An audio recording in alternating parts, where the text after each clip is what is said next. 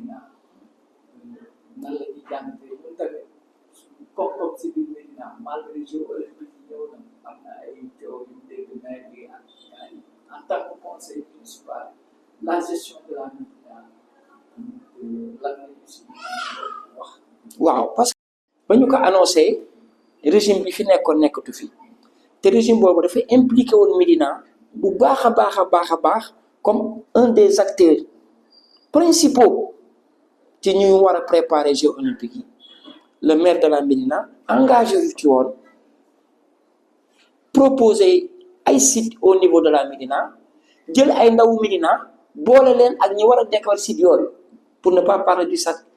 Iba Mar Diop par exemple et entre autres anticiper nangul ko voies yi nga xamante ne ñoo waroon marché ci leen yëpp y a 1 an 2 ans ña fa nekkoon yëpp mu yëkkati leen il avait cette démarche de vouloir bien faire malheureusement la politique politicienne l'a rattrapé parce que bu jiitaloon loolu rek bañ a indi moom it populisme ci ni muy gérer biir Médina la ma deful daal 10 ans 15 ans du tey laa koy def en moins de 6 mois ou 7 mois man loolu day tey suma xel alors que démarche première bi conseil municipal bi validé woon ak moom mooy que ne ñu concentré wu ci li ñu dénk biir Médina ci Jeux olympiques yi ñu jóg ñu dox ci loolu mais xam nga malheureusement suñu réew dañuy am ay njiit yoo xamante ni c'est des politiciens et des politiciens professionnels ça veut dire que ne c'est pas des hommes d'État ce qui les intéresse mooy l'élection à venir c'est pas naka lay defaree cette nouvelle génération à venir ñoom ñëpp loolu mooy li nga xamante ne moo leen dal li xew na rejoindre na régime bi mu rejoindre perte nañ élection yi régime bi fi ñëw niñ ko waroon impliqué ci mbir mi impliqué wuñ ko promesse yi ñu joxoon Médina yëpp Médina quasiment gisu ci dara ñu nangul waa ji aussi que ne la muy jóg di def moom ay initiative la yu baax yu fi ancien régime bi tegoon mu jël ko di dérouler ba créer ces brigades nangam ak nangam alors que loolu naa Médina daf ko soxla woon depuis ba mu jëlee maire bi en 2014 malheureusement doxewu ko woon bu ko doxee woon tey duñu egg fii dañuy ñëw fekk tey ji benn Médina bu clean parce que les Médinois sont clean et ce qui est malheureux donc la Médina sera absente ci Jeux olympiques yi parce que duñ ci gis loxoom comme ni ñu ko ci war a mën a gisee c'est de bonne guerre man je suis pas avec le nouveau régime pas du tout mais am na noo doon taxawee tey jii am na noo doon jëfee tey jii intérêt Médina kese bu la ci jiitalee da ngay am dara mais malheureusement tel n'est pas le cas te notre position géographique au niveau de la Médina je dis bien que Médina ku fi dëkk rek da nga war a suuf ku fi dëkk rek da nga war a làmb sa poche fekk say soxla ku fi dëkk rek da nga war a am xam-xam parce que c'est un melting pot bu am particularité mooy la Médina a une histoire 55 communes du Sénégal bu am une histoire Médina du dox daje dafa am lu tax Médina judd man tey bu mu duggee dans l'ancienne mairie damay tiit où se trouvait le bureau du premier magistère de la Médina Ahmed Diène symbole là où se trouve le bureau du premier préfet de Dakar biir ci ancienne mairie bi symbole là où se trouvait l'unique bibliothèque communale bi Médina am sama maam Ahmed bi jàngul defoon ko fa jële ko Rue 15 ñu yóbbu ko foofu symbole la tey jii boo fa duggee dangay rus donc defar ci biti bàyyi ci biir taxul ñu defar parce que Médina kenn defaru ko rek pour les Jeux olympiques taxu ñoo jóg Médina dañ koy defar pour que les Médinois puissent s'y retrouver am ci épanouissement surtout fi ñuy tàggatee tout tànk yi mooy dans les écoles élémentaires ak les 2CM yi nga xamante ni Médina daf ko moom mais malheureusement foofu it boo fa duggee découragement total moom ngay am comme ñun dama naan un état de droit qu'on a transformé en un état folklorique voilà mu tas laal def tache d'huile dans toutes les communes du Sénégal. Moi, je suis sidéré quand j'entends le maire parler de concert à la veille de l'ouverture des classes. Parler de xale yi di am de machin discrétion et mettre l'essentiel, la part la plus importante vers l'essentiel, qui est l'éducation de cette jeunesse médinoise. Ci nii que ce soit l'État central représenté par ses sections au niveau de la Médina, wala même le gouvernement central représenté par ses sections au niveau de la Médina, pour ne pas citer Pastef, que l'autorité qui gouverne la Médina, qui est le maire sortant, j'ai dit que sorti ci ak def ci la kenn ci ñoom du defar Médina parce que li fi xew yëpp ñoom ñaar la. Le maire qui gouverne actuellement, c'est l'autorité, c'est lui qui a le pouvoir. Section Pacifique,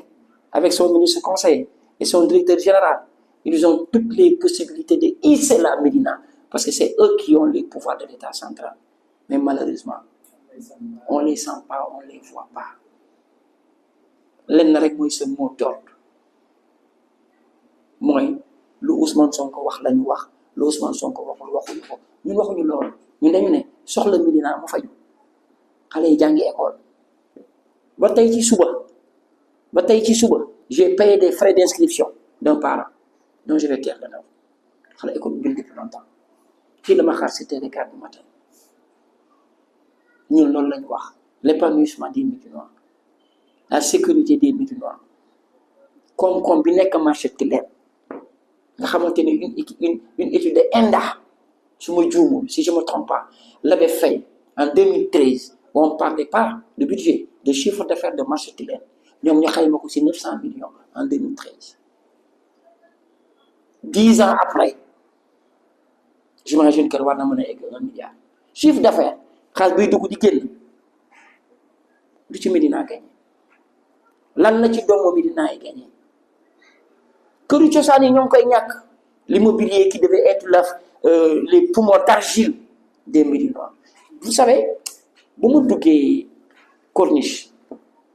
xool li fi Médina moom ba traversé fi suñu maam yi tëdd ba dem ba Soumbédioune mais loolu rek projet yañ fa waroon a mën a def day tax képp ku dëkk Médina nekk ci teraanga kenn di chômer. Mais exemple en tant que conseiller municipal, mais est-ce que de la commune des conseils municipaux ñu ngi waxtaan ci développement Médina man des fois bu ñu gis activité yi mais dem mooy vacances c'est pas la télé sama poste mais mooy li ma indi xam nga moo tax ma ne finalement après mooy li may wooyee populisme c'est même pas que ça n'existe pas cette expression populisme communal ça n'existe pas mais noonu laa ko mën a tuddee c'est-à-dire bu ñu demee ba l'autorité au niveau de la Médina mais moom poosam lay organiser ñu mën ko nangul mais on a envie de dire ana poosu Médina ana lu Médina am ana koom-koomu Médina est-ce que le maire est obligé pour organiser des vacances citoyennes mais bu boobaa na ko organiser ci turam bu fekkee ne poosam la bu ma ko organiser sur le nom parce que la Médina est une institution et qu'est-ce qu'on dit les hommes partent les institutions restent Médina dafa am budget donc xaalis qui est dédié à l'éducation dafa am xaalis qui est dédié aux activités de loisirs pour les enfants de la Médina ana commission ba ana budget ba maire bi di naan samay partenaire lañ ba maire bi di naan sama poche la sa poche la d'accord say partenaire nga na d'accord mais ana poche Médina tey parce que ku la abali bët ku la ëmbal sa sutura xaw ma ëmbal sa sànqal xaw ma ëmbal la sa sutura c'est ça le danger on n'a pas besoin de ça et on en parle soxluñu loolu xaalisu Médina c'est pour les Médinois xaalisu maire bi c'est pour le maire bu ko neexee nag moom mu jël xaalisam may ko Médina ça l'engage mais kii organiser bu dee xaalisam lay organiser taxaw naan sama xaalis la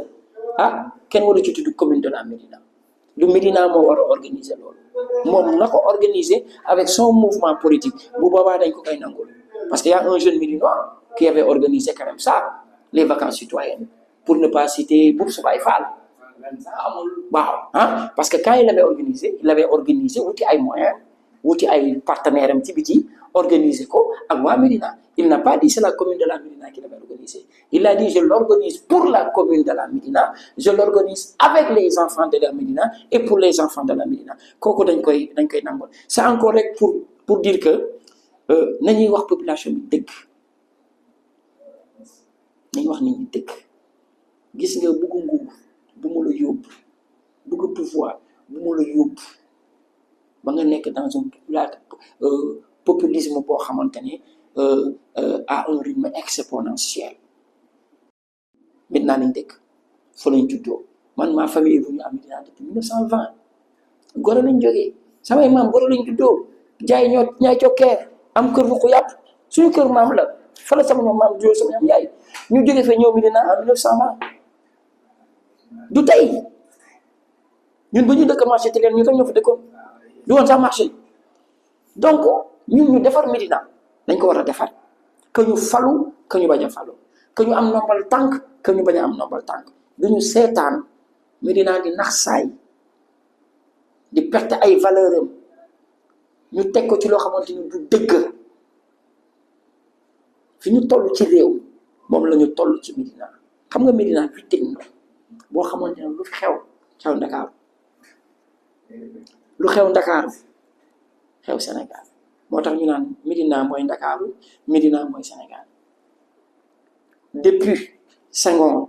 jusqu'à aujourd'hui du dañ damay dégg ci paa yi ñu naan renseignements généraux yi dañ daan dugg Médina dem ci grand place yi dem ci dibiteri yi pour mesurer ce qu'on appelle le climat du peuple bu ñu gisee ne waxtaan bi neex na en faveur du président bu ñu demee des notes positives bu ñu déggee paa yi di casse ci grand place yi ci dibiteri yi ñu xam ne y a quelque chose qui ne va pas ñu réajuster un peu les angles et puis réalité boobu moo continuer di am toujours Médina dafa am budget que le conseil municipal voté ko di ci liggéey ak le maire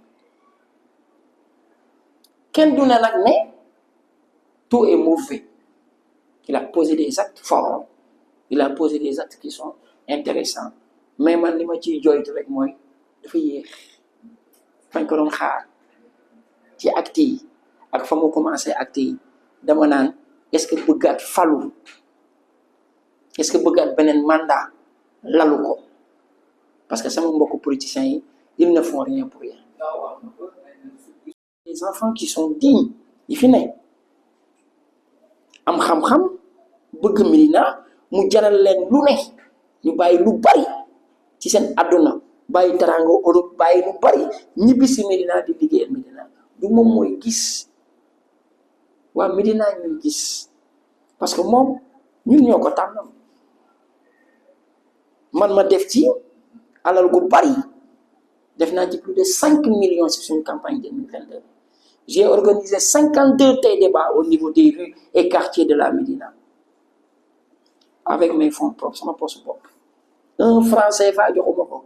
parce que dañu gëmoon ne liggéey bu mu commencé war na ko war a mën a eggali am na fu mu war a mën a yóbbu Médina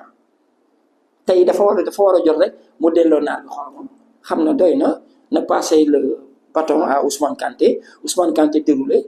bu paree aussi passer le bâton à un jeune frère ainsi de suite parce que noonu la ñu yoree gox mais bëgg a téye rek yaa moom bu ma falulee kenn du falu mais fii yàlla rek fi nekk. Donc, en un mot, on peut dire que Ousmane Kanté a des ambitions politiques pour la mairie de la Médina pour les élections à venir. Absolument kooku dama leen di jox sax exclusivité bi pour le dire ci lu ñuy liggéey la en tout cas je serai candidat à la candidature au sein du mouvement Médina moo ñu ñor la section qui sera appuyée par le mouvement national Sénégal moo ñu ñor sur lequel nous appelons tous les enfants de la Médina yi fi dëkk bi Médina ak ñi fi dëkkoon te continuer bokk biir Médina ba léegi ak la diaspora de la Médina pour xamal ne leen liggéeyu Médina fa jot Médina ay doomu Médina ñoo koy liggéey doomu Médina nag laa wax tey juróom-benni penc yi doomu Médina lañ communauté guinéenne bi doomu Médina la communauté Saraxule bi doomu Médina la communauté séeréer bi doomu Médina la communauté Saloum Bay Bawol bi ay doomu Médina lañ parce que dañoo amal Médina njëriñ c'est ça la vérité et ensemble nous vous appelons à venir qu'on puisse constituer une grande coalition Médina moo ñu yor pour delloo waa Médina la ñu moom mooy qu'on puisse retrouver nos valeurs et notre dignité maire bi nekk bërëbu liggéeyukaay waa Médina kenn ku ci nekk gis sa bopp ci li nga xamante ne commune Médina daf koy dégager dootul nekk poosu kenn dootul nekk partenaire u kenn poosu Médina lay doon ak ay partenaire u Médina parce que Médina am na lu mu mën a liggéey ba am koom-koomu boppam Médina am na lu mu mën a liggéey ba koom-koomu boppam boobu war a dellu cette redistribution qui manque et ce suivi qui manque tant au niveau communal qu'au niveau étatique incha allahu rabbi bu jotee dina ci waxtaan ak waa Médina tëral ko mais Ousmane Kanté dina delloo waa Médina la ko waa Médina joxoon démb li américain bi di wooyee sa fameux give back parce que dafa jot man marché Tilène laa juddoo jàngee Médina 4 dem lycée Lamine Gueye am fa bac Médina dimbali ma ba ma dugg HEC Paris qui est la plus grande école européenne dans le management de l'école, qui est la 3e meilleure école du monde, fait les grandes banques européennes, ñibbi si Sénégal servir les grandes entreprises sénégalaises loolu Médina moo ma ko baaxee parce que par moment dama naan pourquoi moi dama daan ànd ak samay xarit ñoo ngi fii ba tey mais xëy na li ma Médina may li mu leen may bu gën a néew am na ñeneen aussi ñi mu may am xam-xam am leneen si plan sportif ak yeneen lan mooy doon sa kàddu boo xam ne moom koy jàll bu koy gars yi waxee ay kàddu dafa ne loolu kan war a wax kàddu bu mujj moom yàlla ci yàlla musal yàlla yéex mooy la noblesse de la mission de African Vision du ma ne guléet mais dama ne alhamdulilah heureusement que African Vision comme ni mu ko tuddee am cette vision africaine et sénégalaise d'une manière particulière di wax sama mbokk waa diaspora bi ne leen African Vision est là pour vous est là pour nous c'est un support qui communique vrai qui parle vrai et qui donne vrai tey ay doomu Médina kese ñoo ko yor désintéressés travailleurs et surtout véridique altruisme bu nekk ci acteurs yi ñi nga xamante ne tey jii ñoo nekk ci biir African Vision mooy que ne bu ñu ci jàppee dinañ am lu wóor bu ñu ci jàppee dinañ am lu baax bu ñu ci jàppee dinañ am lu pérenne donc di ñaan yàlla African Vision suñu borom laa ful ko mu jóg gën a yaatu continuer nag di jiital Médina parce que damay gis ne ku ci jóg rek xaw ma bulimi la xaw ma lu mu ndax laa koy tuddee mais ku ci jóg rek après boo jékki-jékkee rek da ngay bàyyi sa yoon dafa am benn jaaykatu or bu mag moom kenn waru koo bàyyi waaw lii nag du seen alal alalu Médina waa Médina ko Médina wax naa ko sànq melting pot la tey histoire la ak juróom-benni penc yi ouverture moo tax l'humanisme neex ma parce que cette ouverture léegi m'ont poussé à voir ce qu'on appelle l'idéologie des humanistes sénégalaises à travers la culture léegi da ngay ñëw ñu ubbeeku may la soxna dagal la parcelle tabaxal la fa baraag ne la dëkkal kooku c'est léegi cette ouverture là kooku boo ko amee ndam rek nga ciy mën a jëlee waaw di ñaanal yàlla organe bi doon organe bu mag di gën a ñaax diaspora bi ak waa Médina ne leen bii mooy bu baax bii mooy bu baax bi te ñun ñëpp nañ ci jàpp incha allah bu ñu ci jàppee dinañ am lu baax te bu ñu amee lu baax mu jëriñ ñu waaw di ñaan aussi que ne commune bi aussi am na loolu fi moom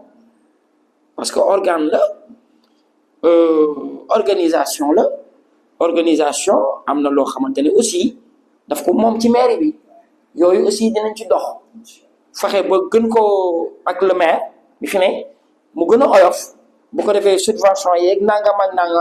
nangam ngeen mën ci jot bu ko defee yenn lieux yi nga xamante ne aussi c'est des lieux yoo xamante ne lii laa moo ko moom boo leen soxlaa aussi ñu leen koy jox parce que loolu moo tax maire yi am loolu moo tax ñu fal un maire pour muy taxaw di saafara problème mu Médina yi problème Médina yi nag comme ni ñu koy waxee ak aussi di gën a yokk di gën a ful aussi li nga xamante ni c'est des solutions pures pour waa Médina et une des solutions aujourd'hui médiatique soxla nañ ko kuy wax dëgg di diffuser dëgg mooy African Vision merci beaucoup